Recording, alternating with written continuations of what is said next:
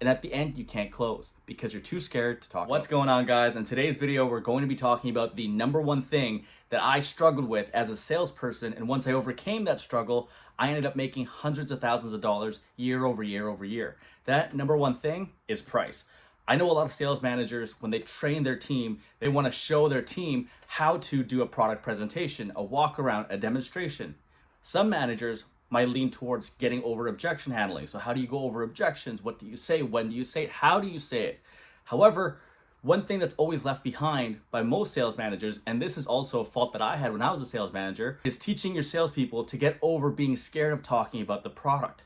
I see this happen time and time again. They go through the presentation flawlessly. They get the customer interested. They get asked all the right questions. But when the customer comes around and says, well, what's the end price? They struggle with that number.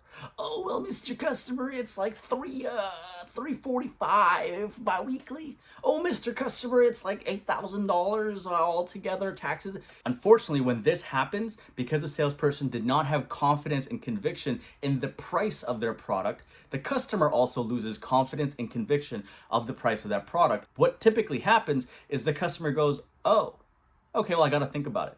Because your undecisiveness to talk about the price has deterred your customer from making a decision. Because if you're not sold on the product and the price point that you have the product on, how can your customer be sold on that product and price point? So sales managers, if you are watching this video, make sure you train your people to be confident to talk about what the end price is, what the bi-weekly payments are, what the monthly payments are, whatever it may be, but the end presentation that you have for your customer, because there's no point in getting the customer bought in at the very beginning, in the middle, and at the end you can't close because you're too scared to talk about price. If you guys enjoyed this video, please feel free to like, comment, and subscribe, and make sure you watch these two videos if you are in a sales or business development role in your organization. I'll see you guys in the next video.